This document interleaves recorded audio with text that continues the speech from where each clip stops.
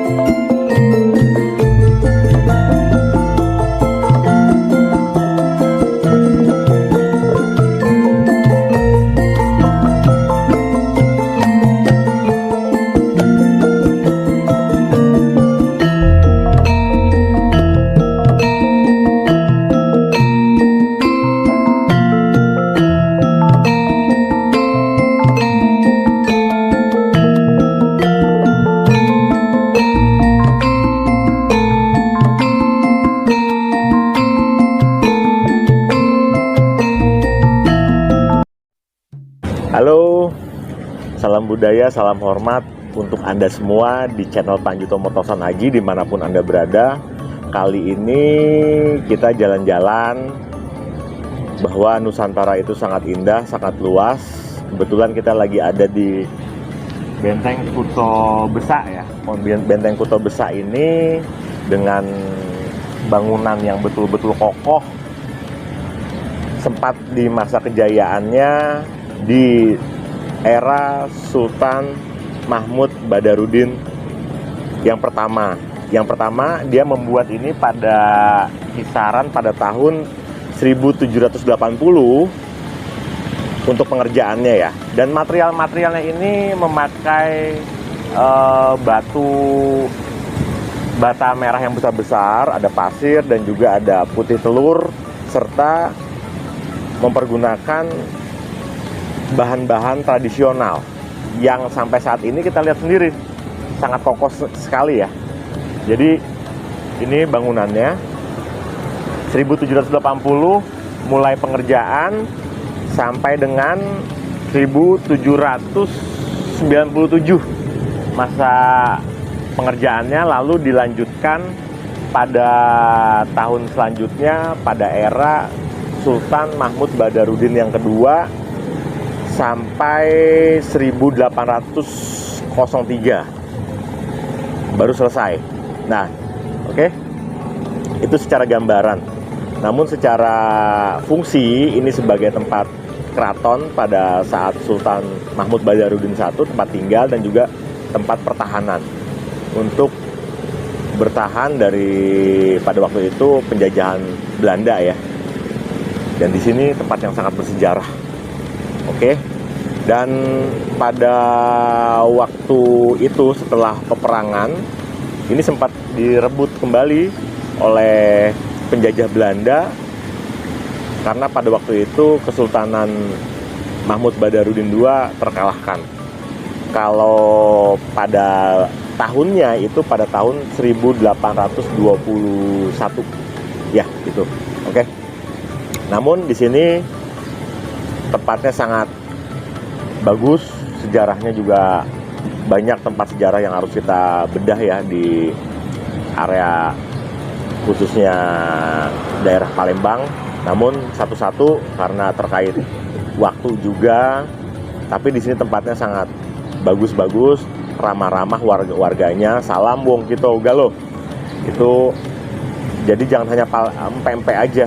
Di situ ada Jembatan Ampera, Sungai Musi yang mengandung unsur sejarah dan budaya juga.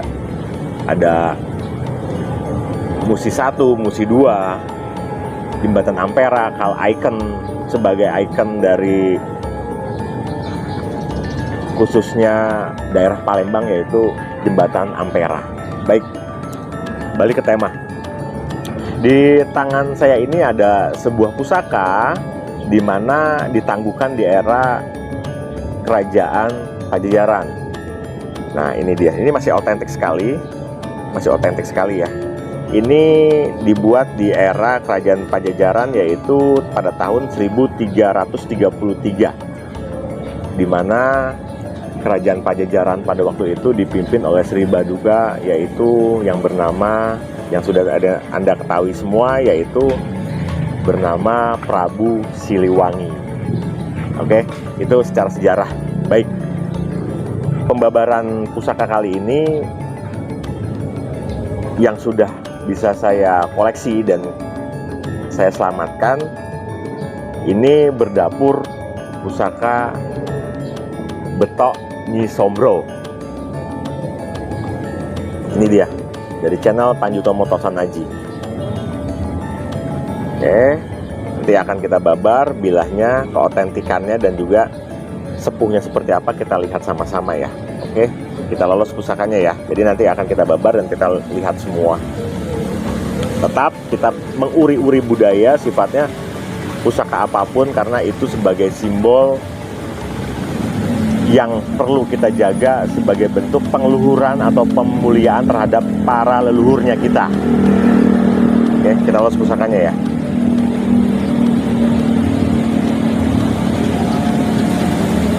Ini dia pusakanya, Nyi Sombro, Betok Nyi Sombro. Jadi adanya pijitan-pijitan. Nah, adanya pijitan-pijitan. Konon pusaka ini ditempa bukan dengan palu, namun dengan pijitan tangan, dengan pamor pancuran mas. Oke, dengan pamor pancuran mas. Kita filosofikan ya. Jadi secara fungsi pusaka Betok Nyi Sombro ini menurut kepercayaan orang dulu, ini bisa untuk pertolongan terkait memperlancar usaha dan juga membuka link-link bisnis dan juga perlindungan, meredam semua tolak bala, dan juga bisa meredam aura-aura negatif yang dikeluarkan dari semua pusaka-pusaka yang Anda miliki, Betok Nyi Sombro. Dan secara filosofi juga, doa dan harapannya ini satu, untuk tolak bala, kewibawaan, kekarismatikan, dan juga tentunya perlindungan. Nah, ini dia.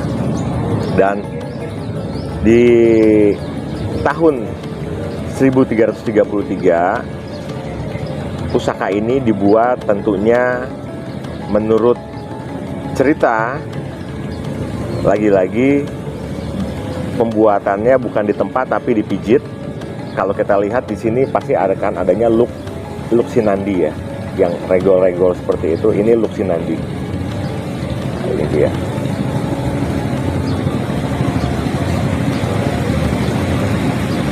Nanti akan kita lolos pesi-pesinya untuk melihat keotentikan dan keaslian dari pusaka Nyi Sombro ini. Oke, dan menurut pemahaman orang dulu, ini bisa juga untuk memperlancar proses persalinan.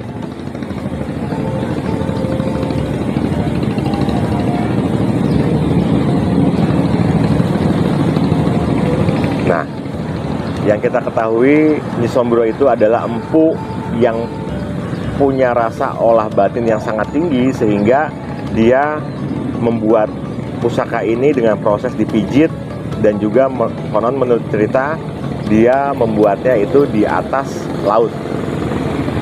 Nah, keris pusaka Nyi Sombro ini memang banyak dimiliki banyak orang, namun belum tentu kita bisa sependapat untuk tingkat keotentikan dan keasliannya. Oke. Dan satu hal lagi di mana pusaka Nyi Sombro ini memang sudah sangat langka sekali. Oke. Jadi Nyi Sombro itu seorang empu yang berjenis kelamin perempuan. Jadi ini memang bisa dipergunakan untuk kaum hawa, untuk perlindungan, kewibawaan, dan memperlancar kerejekian. Oke, nanti akan kita zoom pusakanya dengan pamor pancuran emas. Ini sebagai filosofi adalah memperlancar kerejekian. Oke. Rawatlah pusaka dengan sepenuh hati, insya Allah Gusti Ilahi Robi memberkati. Betok Nyi Sombro. Rahayu untuk Anda semua.